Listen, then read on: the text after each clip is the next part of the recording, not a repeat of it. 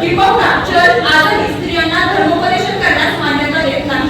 पुराण आणि धर्मग्रंथांचा अर्थ लावण्याचा अधिकार ज्यावेळी मुलीमानी स्त्रियांना नाकारला त्यावेळी इजिप्त, इराण, इराक, ट्युनिशिया या देशातील विदुषी मुलेमांच्या या मक्तेदारी विरुद्ध तुटून पडल्या. तर ते काही पाखंड करणाऱ्या असं म्हणून त्यांच्यावरती अनेक अत्याचार झाले. एकूणच काय तर धर्म कुठलाही असू दे, स्त्रीच्या वाट्याला नेहमीच भोगणं आणि सोसणं आलं. मात्र इतकं सगळं भोगणं, सोसणं आणि सगळी आव्हानं सहन करत असताना सुद्धा स्त्रीनं उंबरठ्याच्या पलीकडे जाऊन स्वतःचं अस्तित्व निर्माण करण्याचा केलेला प्रयत्न आपल्याला पाहायला मिळतो.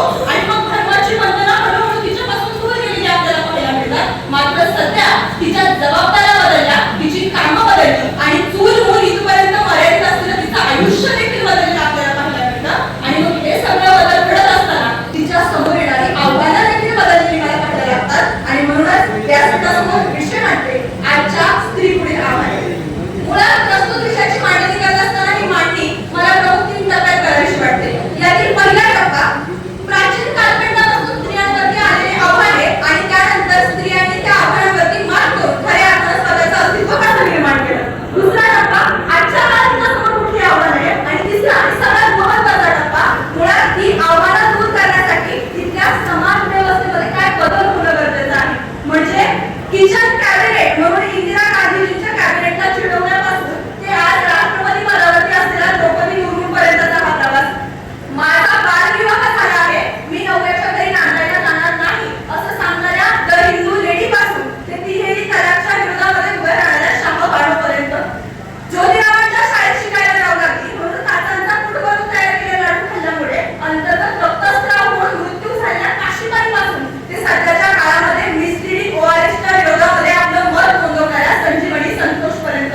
मी तृतीयपंथी असते म्हणून काय झालं, मी सुद्धा एक माणूस आहे असं समाजाला ठणकावून सांगणाऱ्या दिशा पिंकी शेठ पासून ते स्त्री पुरुष समानता ग्रंथाच्या माध्यमातून समानतेचं तत्व समाजामध्ये रुजवणाऱ्या ताराबाई शिंदेपर्यंत.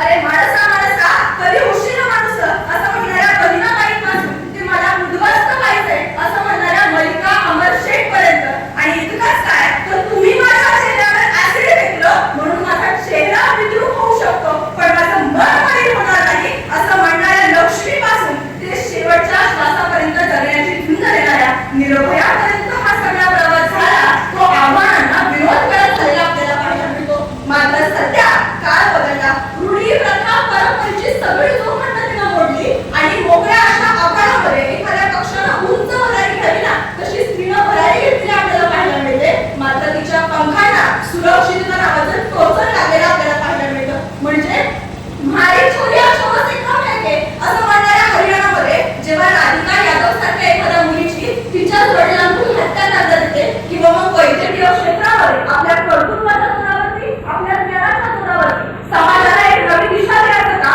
आणि स्वतःच्या कर्तृत्वाचं स्वप्न समाजासमोर मांडण्याचं स्वप्न करण्याच्या वैद्यकीय क्षेत्रातल्या मुली करायला लागतात. किंवा त्याच्याच नंतर त्यांच्याच वडिलांना आपल्या मुलीच्या आयुष्याची व्याख्या सांगायची वेळ येते ना, हा प्रवास खऱ्या अर्थानं फार भयानक आहे. कारण कधी तिच्या शरीराचे 36 तुकडे होतात तर कधी तिच्या विवाह होतो मुंबईच्या रस्त्यांवरती तर काही गाडींच्या रस्त्यांवरती. मग 7च्या अंतरात हा स्टेरिओटाइप जरी सध्या मोठा असला तरी 7च्या नंतर जर ती घराच्या बाहेर पडली तर मी घरी सुखरूप पोहोचेल का हा जर प्रश्न तिच्या मनामध्ये निर्माण होत असेल तर मला वाटतं हा प्रश्नच खरंच सगळ्यात मोठं आव्हान आहे. मग दूर याच्या पलीकडे जाऊन अंतराळापर्यंत तिनं भरारी घेतली. मात्र शिक्षण पूर्ण करत असताना लग्न